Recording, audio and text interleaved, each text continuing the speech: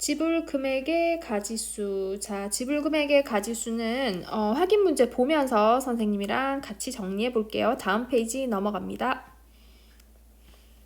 자, 다음 물음에 답하여라. 500원짜리 동전 1개, 100원짜리 3개, 10원짜리 7개로 지불할 수 있는 금액의 가지수를 물어봤습니다. 자, 그런데 1번 문제는 금액의 가지수 하기 전에 뭐부터 해볼 거냐고 하면 지불 방법의 가지수부터 해볼게요. 방법의 가지수. 자, 어떤 방법으로 지불할 수 있느냐, 이 말은 뭐 이런 얘기예요. 500원짜리 하나 내고 100원짜리 하나 내고 10원짜리 하나 낼 수도 있고, 자, 500원짜리는 안 내고 100원짜리만 뭐 2개 낼 수도 있고 여러 가지 방법이 있잖아요. 그쵸? 그래서 그 방법의 가지수부터 한번 알아볼게요. 자, 그러면 자, 일단은 500원짜리 동전이 몇 개 있다고 했어요? 하나 있다고 했어요. 그 다음에 100원짜리는 3개 있고요. 그 다음 10원짜리는 몇 개? 7개 있다고 했어요. 그럼 생각해 봅시다. 지불하는 방법의 가지수는, 자, 우리 500원도 쓸 수 있고 100원도 쓸 수 있고 10원도 쓸 수 있으니까 얘들은 동시에 쓸 수 있는 거죠. 즉 500원 그리고 100원 그리고 10원이죠. 맞아요? 그래서 기본적으로 얘는 고배 법칙 단원에 이게 들어가 있는 이유예요. 그쵸? 그래서 연속해서 혹은 동시에 연속해서 돈을 준다라고 생각하면 고배 법칙과 연관을 시키셔야 됩니다. 자, 그러면 각각의 경우의 수를 한번 알아볼게요. 자, 500원만 놓고 생각하면 500원은 안 내거나 한 개 내는 방법 있죠. 그래서 총 몇 가지 경우의 수가 생겨요? 2가지 경우의 수가 생기는 거 맞아요? 자, 그 다음에 100원만 놓고 생각하면 안 내거나 하나 내거나 2개 내거나 3개 내는 경우 있죠. 그래서 얘는 몇 가지 경우의 수가 생겨요? 4가지 경우의 수가 생기는 거 맞나요? 자, 그 다음에 10원도 안 내거나 하나 내거나 2개 내거나 3개 내거나 4개 내거나 5개 내거나 6개 내거나 7개 내는 경우의 수가 있는 거 맞아요? 총 몇 가지 경우의 수? 8가지 경우의 수가 생기죠. 자, 그러면 지불하는 방법의 경우의 수를 생각해보면 500원짜리에서 2가지, 그리고 4가지, 8가지니까 총 방법의 개수는 어떻게 써요? 고배 법칙이 적용돼서 2 곱하기 4 곱하기 8가지인데, 자, 우리가 주의해야 되는 게 여기. 그 8가지에는 뭐가 들어가 있어요? 그 8가지에는 500원도 안 내고 100원도 안 내고 10원도 안 내는 요 전부 다 안 내는 거 들어가 있잖아요. 그쵸? 그래서 전부 다 안 내는 건 지불을 한 게 아니에요. 그거 하나는 빼줘야 되겠죠. 됐나요? 이렇게 계산을 해주면 63가지 방법의 경우의 수가 생겨요. 지불 방법이 생기는 거 맞나요? 63가지 엄청 많이 생기죠. 63가지 경우의 수가 생기게 됩니다. 자, 그러면 아까 지불 방법의 수하고 금액의 가지수 이번엔 한번 해볼게요. 금액의 가지수는 주의해야 될 점이 보세요. 지금 500원짜리가 하나 있고 100원짜리가 3개 있고 10원짜리가 7개 있는 경우하고, 자, 두 번째 문제 한번 보세요. 두 번째 문제. 500원짜리 2개, 100원짜리 7개, 10원짜리는 없네요. 그러면 500원짜리가 2개가 있고, 그 다음 100원짜리가 7개가 있는 경우를 한번 비교를 해볼게요. 자, 여기는 500원 하나 내서 500원 만드는 거랑 그 방법밖에 없죠. 100원짜리로 500원을 줄 수는 있어요? 없어요? 없어요. 자, 그 다음에 100원짜리도 마찬가지예요. 10원짜리로 100원을 주는 방법 있어요? 없어요? 없죠. 그래서 얘는 각각이 얘를 몇 개를 내느냐에 따라서 금액이 다 달라지죠. 됐나요? 각각의 경우에 금액이 다 달라지니까 이 경우는 지불 방법의 가지수나 지불 금액의 가지수가 똑같이 63가지가 나와요. 근데 여기 밑에는 한번 보세요. 이번에는 뭘 하냐면 지불 방법 말고 지불 금액의 가지수 한번 생각해 봅시다. 지불 금액. 자, 지불 금액은요. 내가 500원짜리를 안 내는 방법 있고요. 500원짜리를 하나 내는 방법 있고요. 500원짜리를 2개 내는 방법 있죠. 됐나요? 그럼 여기서는 나는 0원을 지불한 게 되고 여기서는 500원을 지불한 게 되고 여기서는 나는 1000원을 지불한 게 되죠. 자, 그런데 보세요. 100원짜리를 안 내면 나 0원 지불했고 100원짜리 하나 내면 나 100원 지불하는 금액이 되고 2개 내면 나 200원 낸 거 되죠. 3개 내면 나 300원 낸 거 돼요. 4개 내면 나 400원 냈고 5개 되면 500원 낸 거고 자 6개 되면 600원 낸 거고 7개 되면 700원 낸 거 맞죠? 자 그런데 어때요? 여기서 500원을 하나 내서 500원을 낸 거나 100원짜리 5개를 내서 500원을 낸 거나 지불 방법이 아니라 지불 금액이니까 결과적으로 금액은 어때요? 똑같죠? 이렇게 돼도 500원, 이렇게 돼도 500원. 이런 식으로 겹치는 금액이 생기게 돼요. 됐나요?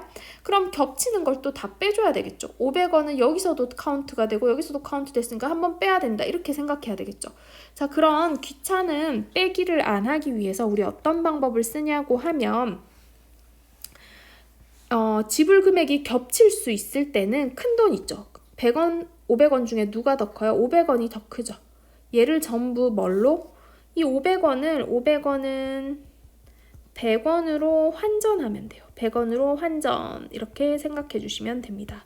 자 그러면 500원이 지금 몇 개가 있는 거예요? 2개가 있으니까 결국은 1000원이죠. 그래서 100원짜리 10개라고 생각해 주시면 되겠어요. 됐나요? 그러면 여기 원래 100원짜리 7개랑 100원짜리 10개가 다시 생겼다 생각해서 총 100원짜리 17개로 지불할 수 있는 금액의 수를 생각하면 돼요. 자, 100원짜리 17개로 지불할 수 있는 금액의 방법의 수는 얼마가 있죠? 17개가 있죠. 0원부터 시작해서 1700원까지. 됐나요? 자, 요거는 우리 필수 예제에는 이 문제는 나와 있지 않고 확인 문제에만 나와 있어요. 그래서 다시 한번 보겠습니다.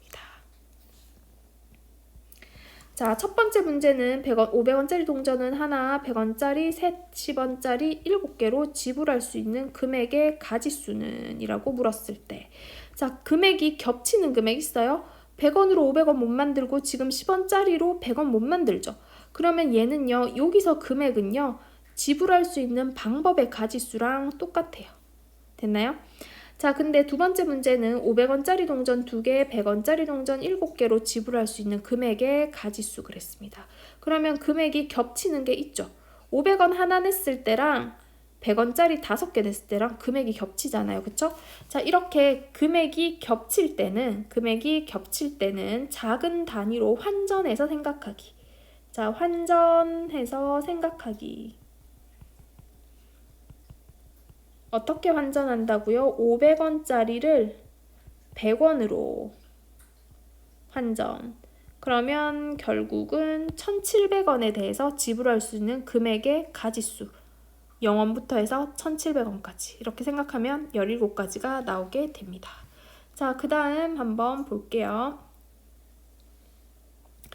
자, 그 다음 가위바위보를 하는 경우의 수도 나오네요. 한번 봅시다.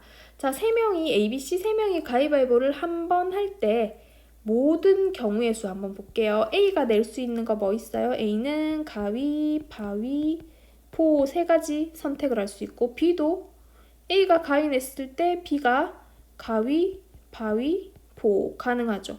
자, 이 상황에서 C가 가위, 바위, 보 3개 가능하죠. 자, 이때도 C는 3개, 이때도 C는 3개 될 거예요. 자, 그러면 가위바위보를 한다는 것 자체가 동시에 일어나는 사건이잖아요. 그쵸? A도 3개를 내고 B도 3개를 내고 C도 3가지를 낼 수 있다 이렇게 되죠. 그래서 결국은 3가지 곱하기 3가지 곱하기 3가지에서 27가지 경우의 수가 생기는 거예요. 됐나요?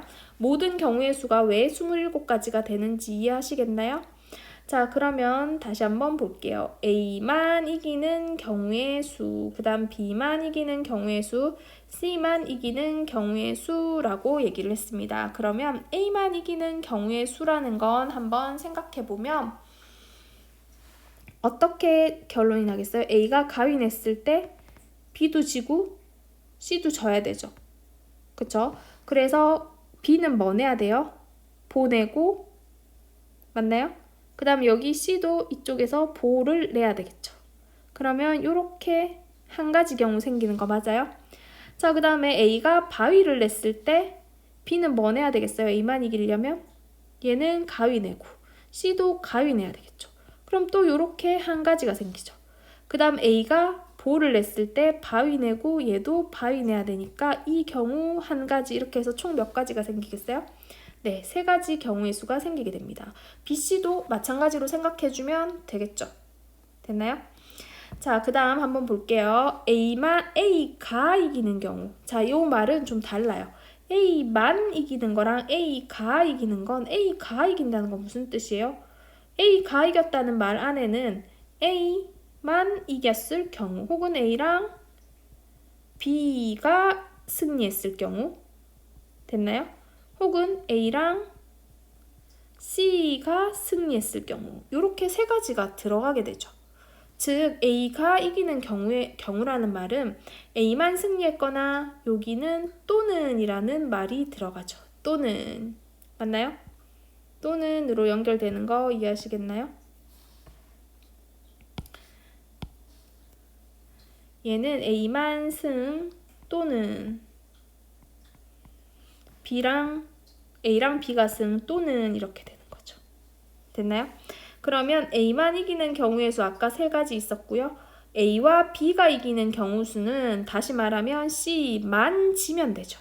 그러니까 여기도 세 가지가 나오고 A와 C가 이기는 경우는 B만 지면 되는 거 맞아요? 또 세 가지가 나오겠죠. 그래서 A가 이기는 경우의 수는 결국은 이렇게 세 가지 더하기 이렇게 세 가지씩 더해서 1, 2, 3, 1 또는 2 또는 3이니까 결국은 3 더하기 3 더하기 3 해가지고 9가지다 이렇게 얘기할 수 있겠네요. 됐나요? 자, 우리 확인 문제 보면서 좀 확인해 볼게요. A, B 두 명이 가위바위보를 할 때 다음을 구하여라. 자, A가 낼 수 있는 경우의 수 몇 개겠어요? 가위, 바위, 보해서 세 가지 되겠죠. B가 낼 수 있는 경우의 수도 가위, 바위, 보에서 몇 가지? 세 가지. 그러면 A도 세 가지, B도 세 가지니까 일어날 수 있는 모든 경우의 수는 3 곱하기 3에서 9가지 경우의 수가 생긴다라고 할 수 있습니다. 다음 페이지 넘어갈게요. 자, 요거는 용어가 중요해서 한번 보고 갈게요. 사건 A와 사건 B가 동시에 일어나는 경우의 수는 어떻게 구한다? 자, 동시에가 무슨 뜻이라 그랬어요? 동시에는 연속해서 혹은 연달아 혹은 A 그리고 B 혹은 A와 B 이런 식으로 해석하면 된다고 했죠? 자, 이럴 때는 무슨 법칙? 곱의 법칙이 쓰인다.